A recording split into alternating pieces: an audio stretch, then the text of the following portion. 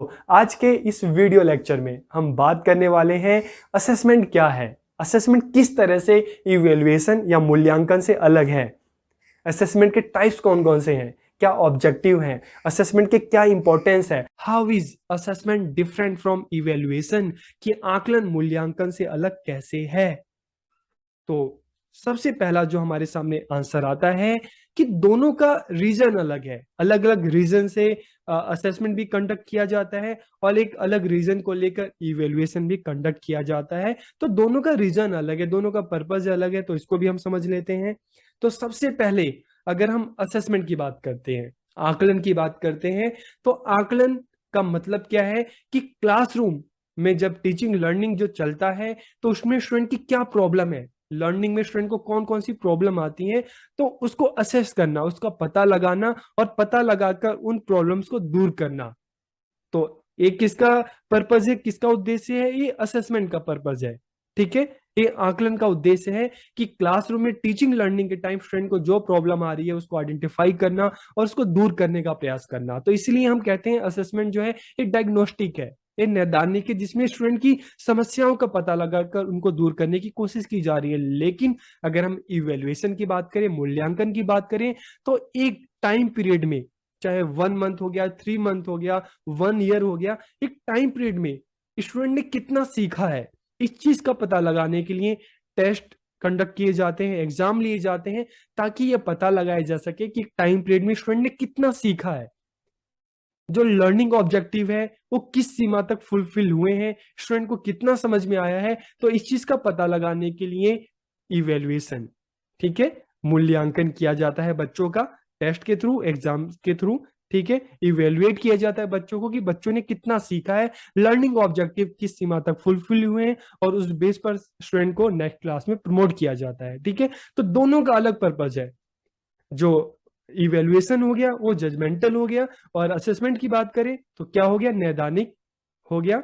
ठीक है, जिसमें डायग्नोस्टिक हो गया असेसमेंट, जिसमें बच्चों की समस्याओं को दूर करने का प्रयास किया जाएगा, जो भी लर्निंग प्रॉब्लम है। और इवेल्युएशन में क्या है, जजमेंटल है, ठीक है, निर्णयात्मक है, कि इसमें इस बेस पर निर्णय लिया जा रहा है कि स्टूडेंट ने सीखा कि नहीं सीखा, उसको आगे प्रमोट करना है कि नहीं करना। ठीक है, अब हम बात करते हैं, एग्जाम्पल भी देख लेते हैं इसके। एग्जाम्पल ऑफ इवेल्युएशन, मूल्यांकन का उदाहरण सबसे पहले देखते हैं, तो आपको और जल्दी से समझ में आ जाएगा। ठीक है, the student is very weak in study, कि विद्यार्थी पढ़ने में बहुत कमजोर है। तो इससे हमें क्या पता चल रहा है, इवेल्युएशन इज जजमेंटल, मूल्यांकन जो है निर्णयात्मक होता है। लेकिन अगर हम असेसमेंट की बात करें, if the student is given extra time he she can do well in study, कि अगर बच्चों को अतिरिक्त समय दिया जाए तो वो और अच्छा कर सकते हैं और बेहतर कर सकते हैं। तो देखिए, दोनों एग्जाम्पल है जिसमें हमें इवेल्युएशन के बारे में पता चल रहा है कि वो उसके थ्रू ये पता लगाया जाता है कि बच्चों ने एक टाइम पीरियड में कितना सीखा है। तो उस बेस पर निर्णय लिया जाता है कि स्टूडेंट इंटेलिजेंट है या वीक है या एवरेज है। लेकिन अगर हम असेसमेंट की बात करें, जो क्लासरूम में जो टीचिंग लर्निंग के टाइम जो बच्चों को असेस किया जाता है, तो इसमें बच्चों की प्रॉब्लम्स का पता लगाना और उनको किस तरह से दूर किया जा सकता है, इस चीज का करना। ठीक है, तो ये क्या हो गया, ये असेसमेंट हो गया। तो आपको अभी तक समझ में आ गया होगा कि इवेल्युएशन किस तरह से असेसमेंट से अलग है, या असेसमेंट किस तरह से इवेल्युएशन से, मूल्यांकन से अलग है। ठीक है, अब हम इसके मीनिंग की भी बात करते हैं। ठीक है, तो व्हाट इज असेसमेंट, आकलन क्या है। तो assessment is classroom research to provide useful feedback for the improvement of teaching and learning, कि आकलन शिक्षण और अधिगम के सुधार के लिए उपयोगी प्रतिक्रिया प्रदान करने के लिए कक्षा का अनुसंधान है। अनुसंधान मतलब क्लास में जो डेली टीचिंग लर्निंग चल रही है उसमें बच्चों को देखना, जो भी बच्चों का काम है, जो भी बच्चों का आंसर है, क्लासरूम में जो भी इनकी इन्वॉल्वमेंट है, तो उस चीज को देखकर पता लगाना, एक तरह का रिसर्च, कि बच्चों की क्या प्रॉब्लम्स है, कौन सा बच्चा बोलने में अच्छा है, लिखने में अच्छा है। ठीक है, किस बच्चे को लिखने में, बोलने में प्रॉब्लम हो रही है, तो इस चीज को असेस करना, उनकी प्रॉब्लम्स का पता लगाना और उसको दूर करने का प्रयास करना। ठीक है, तो इसलिए इसको क्लासरूम रिसर्च कहा गया है, और उस बेस पर बच्चों को फीडबैक देना। ठीक है, और जो भी इंप्रूवमेंट है, जो भी सुधार है, उसको करना। ठीक है, assessment is the systematic collection, review and use of qualitative and quantitative data to improve student learning and development. कि आकलन में क्या किया जाता है, विद्यार्थी अधिगम और विकास में सुधार के लिए गुणात्मक और मात्रात्मक आंकड़ों को व्यवस्थित संग्रह किया जाता है, उसकी समीक्षा की जाती है और उसका उपयोग किया जाता है। तो असेसमेंट में क्या किया जा रहा है, असेस किया जा रहा है, स्टूडेंट की जो भी प्रॉब्लम है उसका पता लगाया जा रहा है, किसके थ्रू, रिसर्च के थ्रू। ठीक है, चाहे डाटा कलेक्शन हो गया, चाहे रिव्यू करना हो गया, चाहे क्वालिटेटिव या क्वांटिटेटिव, जो भी डाटा है उसके थ्रू क्या किया जा रहा है, स्टूडेंट की प्रॉब्लम्स को आइडेंटिफाई किया जा रहा है और उसको दूर करने का प्रयास किया जा रहा है, ताकि जो स्टूडेंट की जो लर्निंग प्रॉब्लम है उसको दूर करके उसको आगे बढ़ाया जा सके। ठीक है, तो दोनों में हमें फर्क समझ में आ रहा है कि इवेल्युएशन जो है और निर्णयात्मक है, जजमेंटल है, लेकिन असेसमेंट जो है वो किस लिए कंडक्ट किया जाता है, बच्चों की जो टीचिंग लर्निंग, बच्चों की जो लर्निंग से रिलेटेड जो प्रॉब्लम है उसको दूर करने के लिए। ठीक है, assessment is the systematic process of documenting and using empirical data to measure knowledge, skill, attitude and beliefs।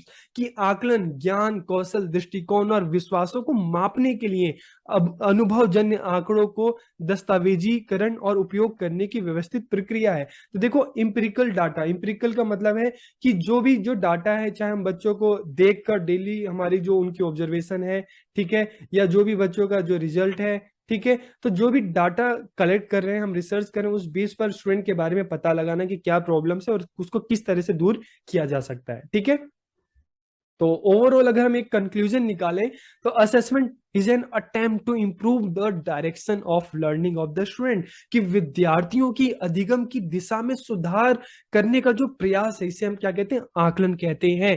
तो एक बार फिर से आप इसको पढ़ सकते हैं कि assessment is an attempt to improve the direction of learning of the student. कि विद्यार्थियों की अधिगम की दिशा में सुधार का प्रयास करना आकलन है, उनको सुधार करना, इंप्रूवमेंट लाना, ठीक है, और उसके बाद उनको एक सही डायरेक्शन में उनको गाइड करना, आगे बढ़ाना। ठीक है, अब हम जान लेते हैं टाइप्स ऑफ असेसमेंट, कि आकलन के कौन कौन से प्रकार हैं। तो देखिए, असेसमेंट दो तरह से होते हैं, फॉर्मेटिव होते हैं। फॉर्मेटिव रचनात्मक, इसका मतलब क्या है कि क्लासरूम टीचिंग लर्निंग के टाइम, मान लो टीचर है क्लासरूम में बच्चों को पढ़ा रहा है, पढ़ाते हुए साथ के साथ बच्चों से क्वेश्चन कर रहा है, तो क्वेश्चन के थ्रू उसको फीडबैक मिल रहा है कि हाँ बच्चों को समझ में आ रहा है कि नहीं। तो डेली आपने भी देखा होगा क्लास में जब टीचर्स पढ़ाते हैं तो साथ के साथ आपसे क्वेश्चन पूछते रहते हैं, ताकि वो पता लगाते हैं कि आपको कितना समझ में आया। तो क्लासरूम में जब इस तरह का जो असेसमेंट होता है, आकलन होता है डेली क्लासरूम में इस तरह का, तो उसे हम कहते हैं फॉर्मेटिव, जो क्लास में टीचिंग लर्निंग के टाइम लिया जाता है। ठीक है, डेली। तो इससे भी टीचर को पता चलता है कि किस स्टूडेंट को प्रॉब्लम हो रही है, ठीक है, किन स्टूडेंट को जल्दी समझ में आ रहा है, किस स्टूडेंट को समझने में प्रॉब्लम हो रही है, देर से समझ में आ रहा है। तो उस बेस पर टीचर अलग अलग टीचिंग मेथड्स का यूज करता है ताकि सभी स्टूडेंट को समझ में आ जाए। तो ये तो फॉर्मेटिव है, जो डेली क्लासरूम में चलता है। ठीक है, और इसके बाद जो हम कहते हैं समेटिव असेसमेंट, तो इसको हम इवेल्युएशन भी कह सकते हैं, समेटिव असेसमेंट को तो हिंदी में इसको कहते हैं योगात्मक। तो एक क्या किया जाता है, इसको आप एंड टर्म एग्जामिनेशन कह सकते हैं।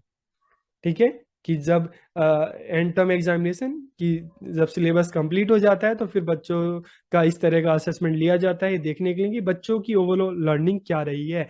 तो आप सबको याद होगा जब आप स्कूल में होंगे तो FA1 ऐसे होता था। ठीक है, आपका FA होता था, FA1 FA2 या SA1 SA2 इस तरह के एग्जाम होते थे।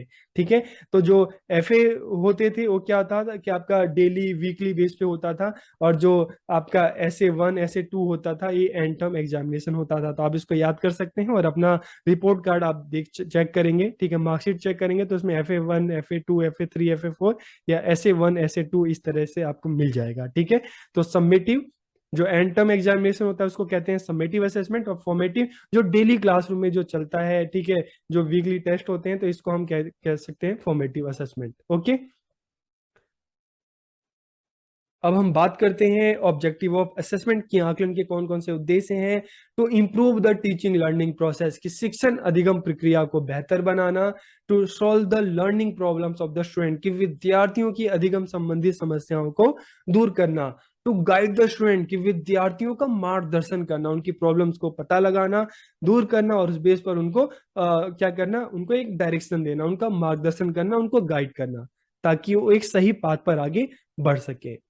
और अगर हम इंपॉर्टेंस की बात करें enhance student learning development and engagement, कि विद्यार्थियों की अधिगम विकास और जो क्लासरूम जो इंगेजमेंट है, जुड़ाव है लर्निंग से, ठीक है, बुक्स से, स्टडी से, उसको और बेहतर बनाना।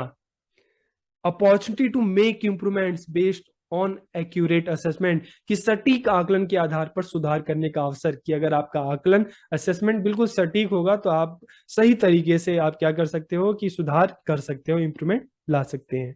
ठीक है। Guide the student in the right way, कि विद्यार्थियों का सही प्रकार से मार्गदर्शन करना। ठीक है।